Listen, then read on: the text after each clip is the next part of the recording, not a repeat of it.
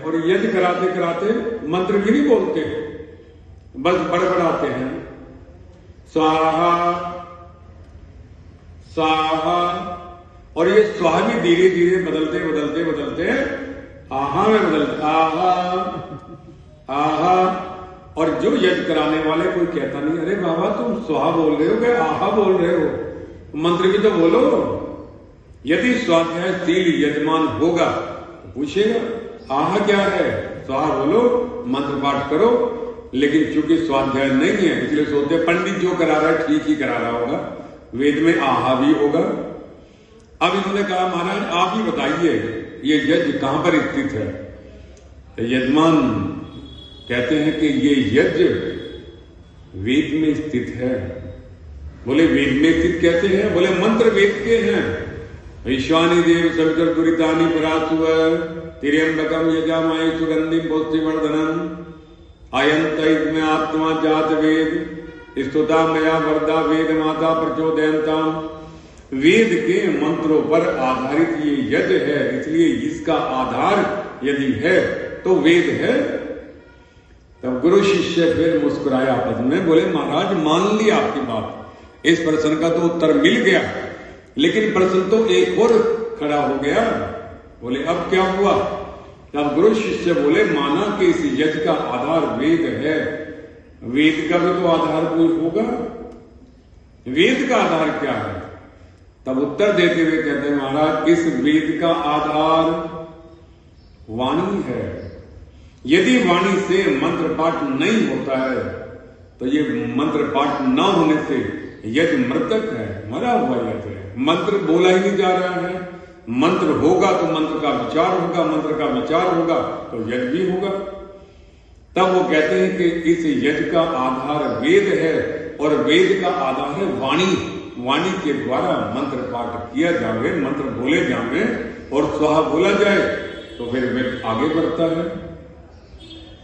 तब ये महाराज दोनों फिर बोले महाराज मान लिया आपकी बात को कि वेद आधार है, वेद का आधार वाणी है, लेकिन इस वाणी का भी तो आधार कोई होगा। वाणी का आधार क्या है। अब महाराज कहते इस वाणी का आधार है मन। ये मन जिस इंद्री के साथ में लगता है वो इंद्री काम करती है। वाणी के साथ में लगा तो वाणी बोले, कान के साथ में लगा तो कान सुने, पैरों के साथ में लगा तो पैर चले।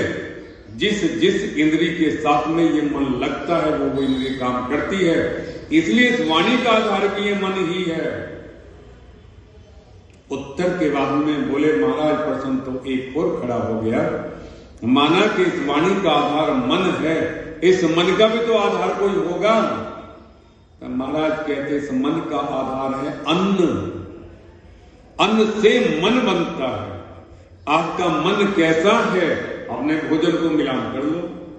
अपने मन के भाव को, वो रासिक है, वो तामसिक है, वो सतोगुणी है, रजोगुणी है, उसका मिलान अपने भोजन से करो। यदि भोजन सात्विक होगा तो आपका मन भी सात्विक होगा।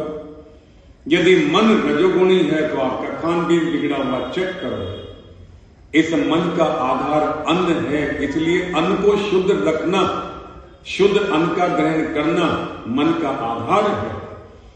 तब सवाल एक और उत्पन्न हो गया, महाराज माना कि मन का आधार ये अन्न है, इस अन्न का भी तो कोई आधार होगा, इस अन्न का आधार क्या है। तब यजमान महाराज कहते इस अन्न का आधार है जल। ये जल इसका आधार है। यदि जल बरसे तो अन्न हो, और यदि जल ही ना बरसे तो अन्न भी नहीं होगा। अन्न का आधार जल है। तब एक और सवाल उत्पन्न हुआ। सवाल जब आप जिज्ञासु होते हैं तो अंतःकरण से सवाल निकलते हैं। माना कि अन्न का आधार जल है, लेकिन जल का आधार भी तो कुछ होगा। तब संकेत करते हैं महाराज इस जल का आधार है अग्नि। अग्नि से जल प्रकट होता है। बोले ये अग्नि, बोले हाँ परमात्मा रूपी अग्नि आकाश के अंदर ये जो तड़तड़ाती है, इधर से उधर इधर से उधर वर्षा का जल बरसता है, कि अब संकेत आ जाता है। तो इस जल का आधार अग्नि है। बोले महाराज सवाल फिर उत्पन्न हुआ कि इस अग्नि का आधार क्या है। तब यजमान महाराज बोलते इस अग्नि का आधार आकाश है। आकाश के अंदर ये विद्युत तड़तड़ाती हुई है, ये तेज जो है, ये जो अग्नि है, ये आकाश इसका आधार है। और ये अग्नि कैसी होती है? आप जो आहुति देते हैं, यदि कच्ची पक्की आहुति जाने अनजाने में दी गई तो ये आहुति अंतरिक्ष में चली जाती है। कच्ची पक्की सामग्री उड़ करके वायु के साथ में, सूर्य की किरणों के साथ में, ये अग्नि, आकाशीय अग्नि जो विद्युत तड़तड़ाती हुई इधर से इधर घूमती है, ये आकाशीय अग्नि परमात्मा इस कच्चे पदार्थ में इधर से इधर गुजारता है, तड़तड़ाता हुआ। और वो जो कच्चा पदार्थ आकाश में चला जाता, उसे भस्म बना करके, जैसे स्वर्ण भस्म है, सोने की भस्म, चांदी की भस्म, ऐसे उस कच्चे पदार्थ को भस्म बना करके परमात्मा आकाशीय जल में मिला देता है। और जब ये आकाशीय जल बरसता है, आपके घर का कितना बढ़िया आरओ का पानी अपने पेड़ पौधों में दे दो, इतनी उन्नति नहीं करता। लेकिन जब आकाशीय जल बरसता है, देखते हैं तो रे पेड़ पौधे बड़ी उन्नति कर गए। ये क्या हुआ? परमात्मा ने आकाशीय जल में वो जो भस्म मिला करके रखी थी होती, उसी का परिणाम है। इसलिए इस विद्युत का आधार यदि कोई है तो आकाश है।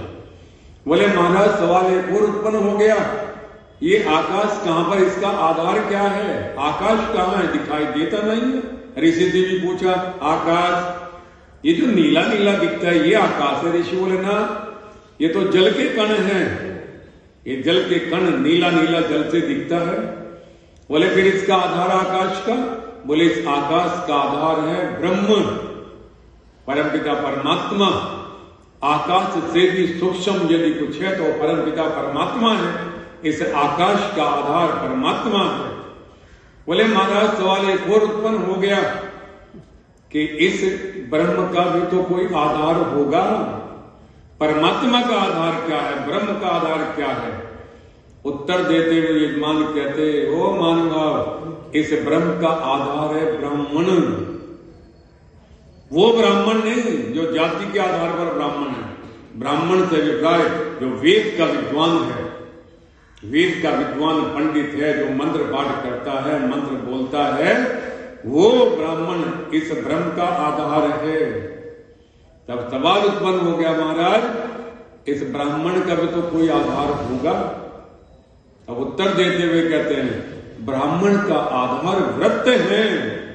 जिस ब्राह्मण के जीवन में व्रत नहीं होते हैं, वो ब्राह्मण भी ब्राह्मण कहलाने का अधिकार नहीं होता है।